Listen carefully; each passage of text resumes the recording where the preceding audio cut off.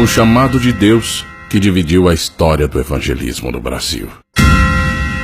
Um homem cheio do poder do Espírito Santo e um carisma inigualável.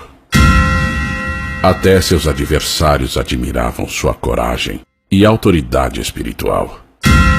Um homem à frente de seu tempo, seguido por milhões de pessoas. Referência de fé, cujas palavras eram acompanhadas de prodígios e milagres. Missionário Manuel de Melo.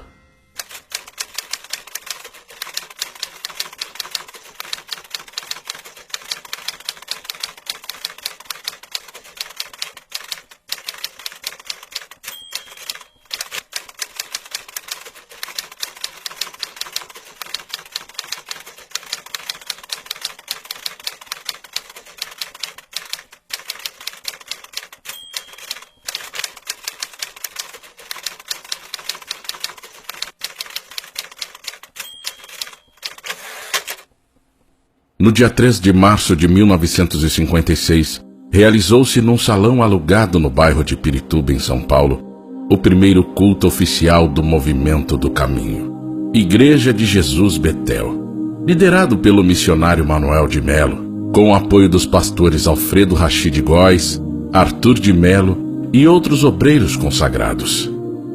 Era o início de uma grande marcha de avivamento revelada ao homem de Deus no início do ano de 1955, e que já ocupava espaço nas tradicionais rádios Piratininga e Tupi de São Paulo, com grande repercussão e que se desdobraria no decorrer desse ano nas tendas de lona erguidas na Vila Carrão e em muitas outras regiões da capital bandeirante e do interior paulista, congregando verdadeiras multidões sedentas do Evangelho de Jesus Cristo, que eram curadas, libertas, abençoadas e salvas pela pregação da palavra e pela oração da fé.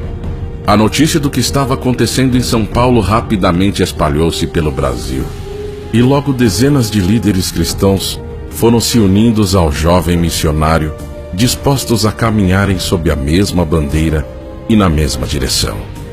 Esses homens, líderes em seus estados, de denominações independentes, uniram-se à igreja em São Paulo, formando uma nova denominação, a Igreja Evangélica Pentecostal, que tinha como slogan o seu lema, o Brasil para Cristo, incorporada a seu nome a partir do dia 24 de agosto de 1974. Nos primeiros anos, a igreja foi terrivelmente perseguida. Seus opositores eram inescrupulosos e não mediam esforços para tentar detê-la. Tendas eram queimadas, templos depredados, pregadores caluniados, pastores eram presos. O próprio missionário Manuel de Melo foi preso 27 vezes, acusado injustamente, pagando o preço pela maneira poderosa como era usado por Deus. Mas a cada investida contra a igreja, mais ela se fortalecia e crescia. Foi a primeira igreja evangélica pentecostal de expressão nacional genuinamente brasileira, fundada por brasileiros. Foi a primeira igreja no Brasil a usar o rádio e a TV como canais de evangelização em rede nacional. Foi a primeira igreja a ocupar cinemas, teatros e estádios de futebol para cultuar a Deus no Brasil.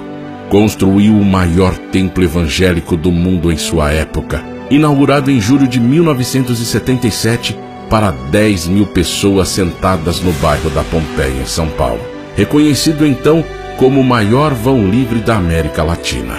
A Igreja ao Brasil para Cristo organizou, além do seu trabalho religioso, uma importante malha de serviços sociais, composta de casas de recuperação de dependentes químicos, creches, orfanatos, salas de alfabetização e obras assistenciais. Hoje está espalhada em todo o território nacional, através das suas convenções e do Conselho Nacional, e no exterior através da Missão Desafio. No Brasil são milhares de templos e centenas de milhares de membros. Em maio de 1990, aos 60 anos, faleceu subitamente o missionário Manuel de Melo, deixando uma lacuna jamais preenchida e um legado valiosíssimo. Foi sucedido na presidência nacional da Igreja pelo pastor Olavo Nunes, Ivan Nunes, Orlando Silva, Roberto de Lucena e Luiz Bergamin, atual presidente do Conselho Nacional das Igrejas do Brasil para Cristo. A Igreja continua sua trajetória de fé e chega aos 61 anos como uma das mais estratégicas denominações evangélicas desse país, fiel ao seu propósito de ganhar o Brasil para Cristo.